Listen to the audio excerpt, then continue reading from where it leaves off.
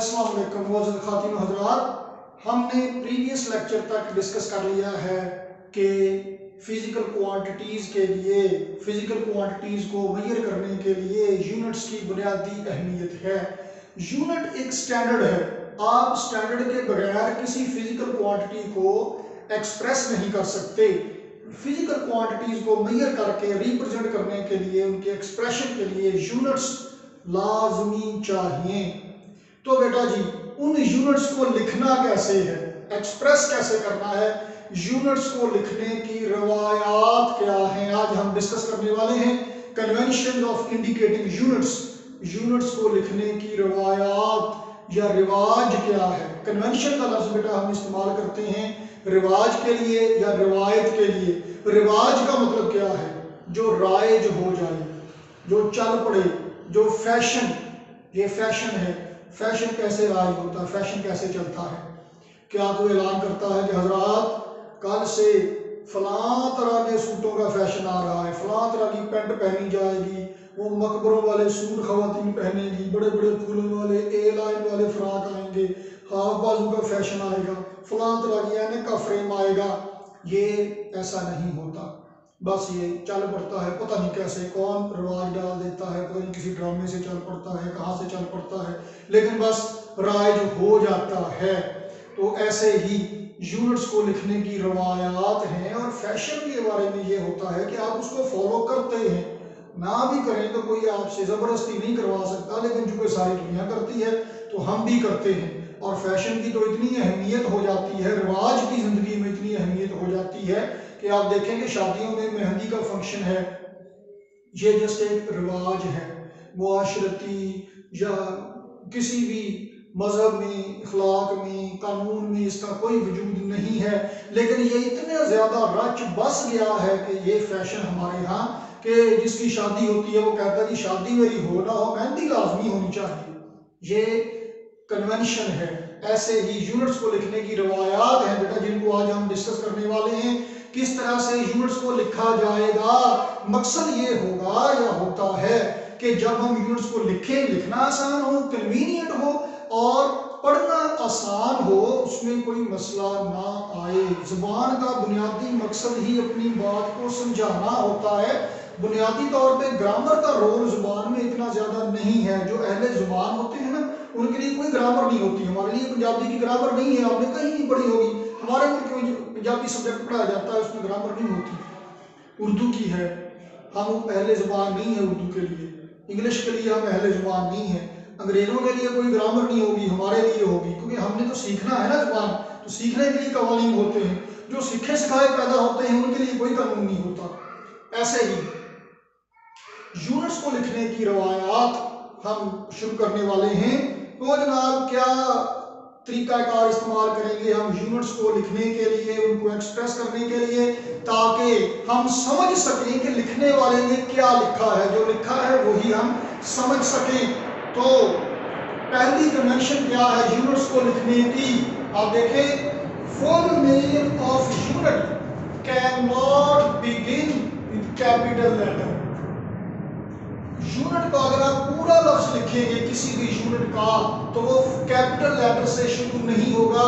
Even अगर वो किसी साइंटिस्ट के नाम पर है तब भी नहीं। देखें, अगर न्यूटन अगर तो लिखा जाएगा कैपिटल एन से, ये न्यूटन, सारा इसे न्यूटन साहब हैं या कोई और न्यूटन होगा, मैं या आप। लेकिन जब न्यूटन लिखा जाएगा फोर्स के यूनिट के तौर पे, तब एन स्मॉल लिखा जाएगा। जब जेम्स वाट है तो डब्ल्यू कैपिटल होगा, बंदे का नाम है। जब पावर के यूनिट के तौर पे लिखा जाएगा फिर डब्ल्यू स्मॉल है। जाउल का जे कैपिटल लिखा जाएगा अगर ये जाउल थॉमसन है, लेकिन स्मॉल लिखा जाएगा अगर ये एनर्जी का यूनिट है। तो यूनिट अगर पूरा लिखना है, पूरे स्पेलिंग लिखनी है, पूरा नेम लिखना है यूनिट का, तो फिर पहला लेटर स्मॉल लिखा जाएगा। तो अगर बेटा ये सवाल पूछा जाए कि differentiate between Newton and Newton, तो जो कैपिटल लेटर से लिखा होगा वो नाम होगा और जो स्मॉल लेटर से लिखा होगा वो यूनिट होगा। तो अगर सैंबल है यूनिट का, symbol of unit will be written as capital. अगर आपने हमेशा आप पूरा नाम नहीं लिखेंगे, अगर आप सैंबल लिख रहे हैं तो कैपिटल से लिखा जाएगा। फॉर एग्जांपल फोर्स का यूनिट न्यूटन है, एन लिखना है कैपिटल एम लिखेंगे, जूल के लिए जे कैपिटल, वाट के लिए डब्ल्यू कैपिटल। अगर दो अल्फाज हैं पास्कल के लिए पी ए, तो पहला कैपिटल दूसरा हमेशा स्मॉल आएगा, फिर दोनों लेटर कैपिटल नहीं लिखे जाएंगे। अगर आपने इसे सिंबलाइज करना है, बैकरल रेडिएशन के यूनिट हैं तो बी क्यू से लिखा जाता है, बी कैपिटल और सी स्मॉल। तो इसी तरह से आपने यूनिट्स को लिखना है, अगर दो लेटर हैं तो पहला कैपिटल दूसरा स्मॉल, एक लिखना है तो वो कैपिटल ही लिखा जाएगा। तो इसके बाद जनाब अली तीसरे नंबर पे क्या है देखें जी, प्रीफिक्स। अगर प्रीफिक्स लिखना है तो कैसे लिखा जाएगा? प्रीफिक्स क्या होता है बेटा? प्री का मतलब है पहले और फिक्स का मतलब क्या है? आ जाना, लगा देना। प्रीफिक्स पहले लगा देना। उर्दू में आपने इसे पढ़ा हुआ है साबका, साबका और लाहका। प्रीपेड मोबाइल फोन, प्रीपेड जिसकी अदायगी पहले कर दी गई है। पोस्ट पेड आप सारा महीना इस्तेमाल करके बिजली का या पीटीसीएल के लैंडलाइन का बिल बाद में देते हैं, वो पोस्ट पेड कनेक्शन है। प्रीपेड कनेक्शन में आप पहले बिल देते हैं, पहले पे करते हैं, बाद में इस्तेमाल करते हैं। साबका वो है जो पहले आ जाए। उर्दू में साबका की क्या तारीफ होती है? ये वो लफ्ज हैं जिनका अपना कोई मानी नहीं होता, लेकिन दूसरों के साथ मिलते हैं तो उनके मानी बदल देते हैं। जैसे ला ला ला ला ला ला ला, इसका मतलब क्या है? कुछ भी नहीं, लेकिन जब आप इसे जोड़ देते हैं किसी और के साथ, ला तादाद, तादाद काउंटिंग, गिनती जो काउंट किया आपने, ला तादाद, वो तो बिल्कुल ही मतलब बदल गए। जवाल से ला जवाल, तो ये वो है जो दूसरे का मतलब बदल देते हैं। साइंस में बेटा जी प्रीफिक्स क्या होते हैं? ये कुछ नाम हैं जो हमने असाइन किए हैं डिफरेंट न्यूमेरिकल वैल्यूज के लिए। साइंस में आपको बहुत बड़ी और बहुत छोटी रकमों से वास्ता पड़ता रहता है, तो उनको लिखने के लिए, कन्वीनियंस के लिए, आसानी के लिए, सहूलत के लिए हम कुछ अल्फाज इस्तेमाल करते हैं। फॉर एग्जाम्पल बुक खोलिएगा अपनी, आपकी बुक पे पेज नंबर 6 पे टेबल है 1.4, इसमें बहुत सारे प्रीफिक्स लिखे हुए, मैटर में भी आपने पढ़े हुए हैं। ये सैंपल इनके जो हैं वही लिखने हैं, न्यूमेरिकल वैल्यू लिखी हुई है आपके सामने बोर्ड पे है। Prefixes should be written without space. किसी भी यूनिट के साथ अगर आपने प्रीफिक्स लिखना है बगैर किसी स्पेस के लिखना है, ग्राम के साथ किलो मिला के लिखना है, माइक्रोमीटर है, मिली सेकंड है, किलो का मतलब है 10 की पावर 3, माइक्रो का मतलब है 10 रेज़ टू दी पावर -6, मिली का मतलब है 10 रेज़ टू दी पावर -3। तो ये आपने बगैर स्पेस के लिखना है। बगैर स्पेस के लिखने का मतलब ये है कि आपने इनको इस तरह से लिखा कि ये उसका हिस्सा बन गया। अब किलोग्राम का हिस्सा है, मिली सेकंड का हिस्सा है। क्लास में जब आप चेयर पे बैठते हैं तो आपका बैग आपका हिस्सा होता है, वो आपकी चेयर पर ही होता है, वो आपकी मलकियत है। अगर कहा जाए कि आप क्लास से निकल जाएं तो आप बैग समेत जाएंगे, वो आपके साथ आपकी एक्सेसरी में शामिल है, ये भी इसके साथ शामिल है, ये इसका हिस्सा है। आप मोबाइल का सौदा करेंगे, किसी को मोबाइल दे दें और कहेंगे कि डब्बा, चार्जर और हैंड फ्री मैंने नहीं देनी, ये तो डील का हिस्सा ही नहीं था, मैंने दूसरा मोबाइल बेचा है। नहीं जी नहीं, वो उसकी एक्सेसरी है, वो उसके साथ ही जाएगी। तो प्रीफिक्स यूनिट का हिस्सा बन गया, इसलिए उसके साथ मिला के लिखा जाएगा, विदाउट एनी स्पेस लिखा जाएगा। तो आगे चलते हैं, कॉम्बिनेशन ऑफ यूनिट्स अगर लिखना है, देखिए अगर प्रीफिक्स लिखना है तो बगैर स्पेस के लिखा जाएगा, और अगर आपने डिफरेंट यूनिट्स लिखने हैं तो इनके दरमियान में स्पेस आएगी। कंप्यूटर पे टाइप करते हुए एक स्पेस बार आप प्रेस करेंगे, न्यूटन मीटर जाउल के बराबर होता है, 1 newton metre is equal to 1 joule. तो न्यूटन के बाद मीटर लिखने से पहले स्पेस बार प्रेस करेंगे, हाथ से लिखते हुए न्यूटन और मीटर के दरमियान गैप रखेंगे, लेकिन बराए मेहरबानी ये गैप इतना भी नहीं लिखना कि न्यूटन से मीटर तक जाने के लिए रिक्शा लेना पड़े ना, इतना रखना है कि आपको ये पता चल जाए कि ये डिफरेंट यूनिट्स हैं, इनको दरमियान फासला रखना है। देखिए ये किलोग्राम मीटर पर सेकंड स्क्वायर, किलोग्राम और मीटर के दरमियान गैप, मीटर और सेकंड के दरमियान गैप, इतना कि पता चल जाए कि ये अलग-अलग है। आप एक कुर्सी में बैठे हुए जब आप क्लास में बैठते हैं दूसरे बच्चे से कितने के फासले पर होते हैं, ताकि वाज़ेह तौर पर पता चल जाए कि कहाँ पे एक बच्चा खत्म हो रहा है और दूसरा बच्चा शुरू हो रहा है। उसके बाद जनाब आली compound prefixes are not allowed, एक से ज्यादा प्रीफिक्स एक फिजिकल क्वांटिटी के साथ अलाउड नहीं है। जैसे कि माइक्रो, माइक्रोमीटर, ये नहीं लिखना, इसकी बजाय आप पीको लिखे, दुपट्टे वाली पीको नहीं है, ये 10⁻⁻12 होती है। तो एक लिखना है, जो आपको सूट करता है वो आप प्रीफिक्स इस्तेमाल कर सकते हैं, लेकिन एक यूनिट के साथ एक ही इस्तेमाल करना है। हाँ, ये अलबत्ता हो सकता है कि आप ये चाहें कि सर जी क्या हम ऐसे लिख सकते हैं, बिल्कुल कोई हर्ज नहीं है। मीटर के साथ सेंटी, ग्राम के साथ किलो, सेकंड के साथ कुछ और, एक ही फिजिकल क्वांटिटी में डिफरेंट यूनिट्स के साथ डिफरेंट प्रीफिक्स हो सकते हैं, लेकर एक यूनिट के साथ एक ही प्रीफिक्स लिखना है। बड़ी मेहरबानी, just keep this in your mind. तो ये भी हो गया जनाब कि आपने लिखना है डिफरेंट यूनिट्स को अलग-अलग लिखना है। उससे बेटा फायदा क्या होगा? फायदा ये होगा कि हमें पता चल जाएगा कि सेंटी सिर्फ मीटर के साथ है, सेकंड या किलोग्राम के साथ इसका कोई ताल्लुक नहीं है, किलो सिर्फ ग्राम के साथ है, मीटर या सेकंड के साथ इसका कोई ताल्लुक नहीं है। और एक और भी फायदा होगा इसका, वो फायदा देखिए अगले पॉइंट में हम लिख रहे हैं। तो जनाब आली ये पॉइंट में एंड पे लिख देता हूं कि if 1 kilometre for example square है, इसको ऐसे लिखें या ऐसे करके लिखें, क्योंकि प्रीफिक्स यूनिट के साथ ही मिला के लिखा हुआ है। प्रीफिक्स चूंकि यूनिट के साथ ही मिला के लिखा हुआ है, इसलिए अगर यूनिट के ऊपर स्क्वायर है तो प्रीफिक्स भी उसका हिस्सा है, उसके ऊपर भी स्क्वायर माना जाएगा। तो इसको ऐसे 1 किलोमीटर स्क्वायर एरिया है ऐसे लिख दीजिए, या 1 किलोमीटर ब्रैकेट डाल के स्क्वायर लिखिए, इसका एक ही मतलब है। तो ये जो मीटर के ऊपर स्क्वायर है, ये साथ में किलो के ऊपर भी स्क्वायर है। तो आप देखें बेटा कि जब आप किलोमीटर के मीटर बनाते हैं तो 10 की पावर 3 से मल्टीप्लाई करते हैं, 1 साथ में वैसे ही आ गया। इसी तरह से 1 किलोमीटर स्क्वायर के मीटर स्क्वायर जब आप बनाएंगे तो 1 वैसे ही आ गया।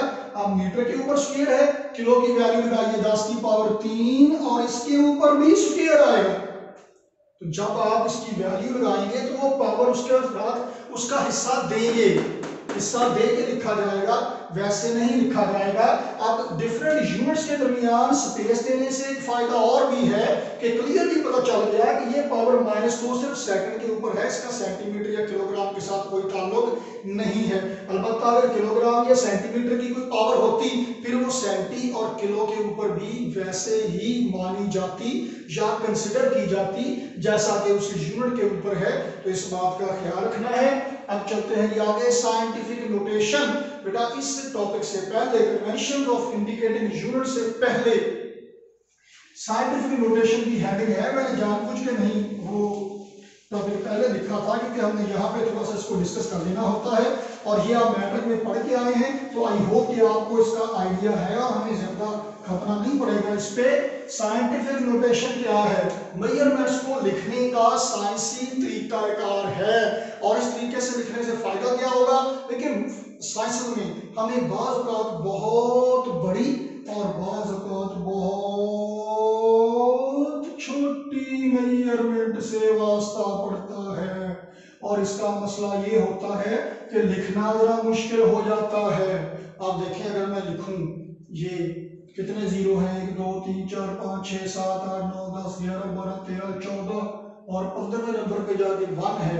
सरसरी नजर से देखने से इन दोनों में आपको फर्क एग्जैक्ट तलाश करना जरा मुश्किल हो जाएगा कि कौन सी रकम कितनी बड़ी है, कौन सी रकम कितनी छोटी है, बड़ी कौन है, छोटी कौन है, और कितनी बड़ी या कितनी छोटी है। और लिखते हुए जगह भी ज्यादा गहरी जाएगी, आपके रजिस्टर पे पूरी लाइन ही ये ले जाएगा। उसकी बेहतर यह है कि इसको 10 की पावर की शक्ल में लिखा जाए ताकि लिखना पढ़ना आसान हो, और खास तौर पे बेटा कंपैरिजन करना आसान हो।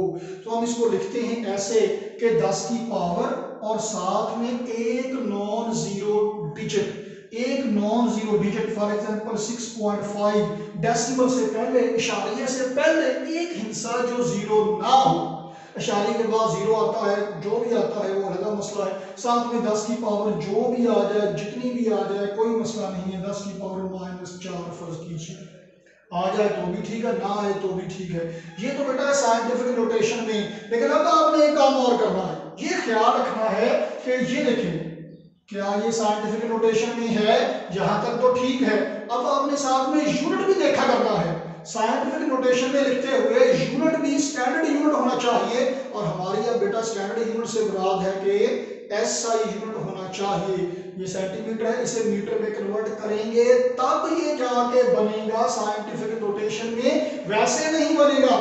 तो ये हो गया जनाब 6.5 इंटू 10⁻⁴। साइंटिफिक नोटेशन में कन्वर्ट करने के लिए सेंटीमीटर के मीटर बनाइए, तो सेंटी की वैल्यू निकालिए 10⁻⁻2 मीटर साथ में आ गया। वैसे ही 6.5 इंटू 10⁻⁴ -2 -6 मीटर आ गया जनाब। ये ठीक हो गया जी। तो जनाब 6.5 इंटू 10⁻⁻6 मीटर आ गया। अब ये एसआई यूनिट है, स्टैंडर्ड यूनिट है। तो अब ये साइंटिफिक नोटेशन में लिखा गया है। तो साइंटिफिक नोटेशन में लिखते हुए साथ में ये नहीं भूलना कि यूनिट भी एसआई यूनिट में कन्वर्ट किए जाएं। ये क्वेश्चन आएगा, साइंटिफिक नोटेशन में कन्वर्ट करना आपको, साथ में यूनिट का ख्याल रखना है।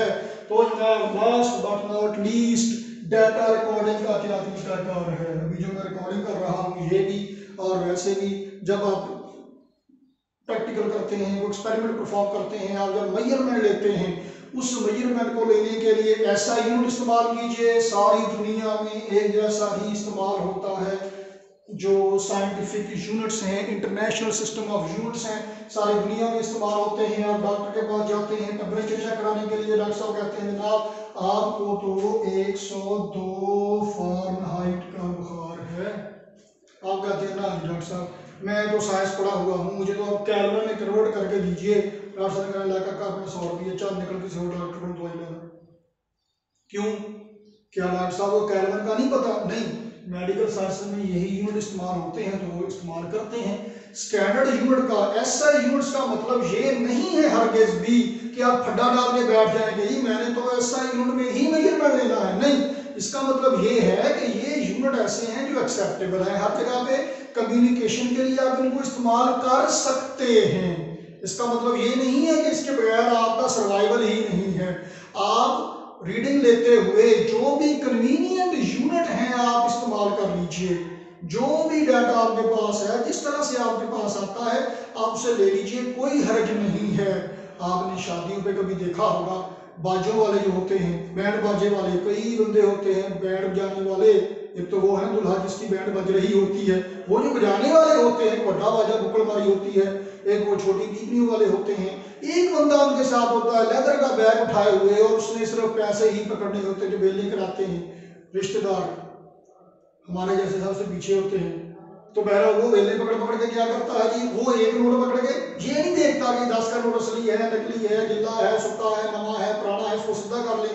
फिर 50 का नोट पकड़ के इसके नीचे रखें, फिर 100 का पकड़ के नीचे रखें, फिर 50 का पकड़ के दरमियान में डालें। ऐसे तो वो सारा दिन 3-4 नोट ही पकड़ेगा या पहले असली नकली चेक करेगा। वो ये काम नहीं करता। आप देखो वो बड़ी फुर्ती से, बड़ा ट्रेड होता है, वो बड़ी फुर्ती से पकड़ पकड़ के पैसे थैले में डालता रहता है। घर जाके तसल्ली से गिन लेते हैं कितने हैं, असली हैं, नकली हैं, फटे हैं, पुराने हैं, जो भी हैं, फिर तरतीब लगा ली जाती है। तो डाटा रिकॉर्ड करते हुए आप उस बाजे वालों से सीखें। आपके पास जिस यूनिट में जो भी जैसी भी रीडिंग आती है आप उसे रिकॉर्ड करते जाएं, अपने पास नोट करते जाएं, बाद में तसल्ली से बैठ के उसको ऐसा यूनिट में कन्वर्ट कर लीजिए। ठीक है ना?